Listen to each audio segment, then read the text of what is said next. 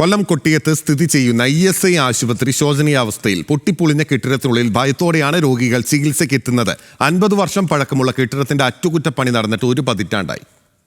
പൊട്ടിപ്പൊളിഞ്ഞ കെട്ടിടം, കാടുമൂടിയ പരിസരം, ഇടിഞ്ഞു പൊളിഞ്ഞ ക്വാർട്ടേഴ്സുകൾ, ആശുപത്രിയും പരിസരവും കാടുമൂടിക്കിടക്കുന്നതിനാൽ ഇഴജന്തുക്കളുടെ ശല്യവും രൂക്ഷം.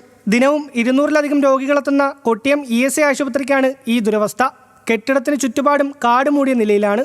1.5 ഏക്കർ വരുന്ന സ്ഥലത്ത് സ്ഥിതി ചെയ്യുന്ന ആശുപത്രി സംരക്ഷിക്കാൻ ESI കോർപ്പറേഷൻ യാതൊരു നടപടിയും സ്വീകരിക്കുന്നില്ല.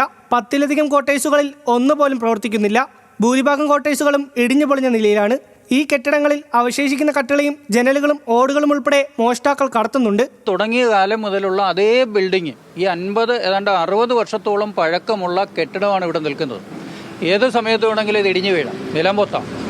ഏതാണ്ട് 200-ലധികം പേഷ്യൻസ് ഒരു ദിവസം ഇവിടെ വന്നു പോകുന്നുണ്ട്.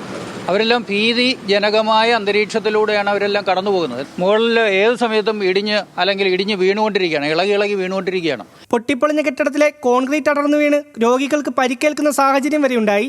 ESI ബോർഡ് അംഗം കൂടിയായ NK പ്രേമചന്ദ്രൻ MP ആശുപത്രിയെ അവഗണിക്കുന്നതായാണ് ആക്ഷേപം. ന്യൂസ് മലയാളം, കൊല്ലം.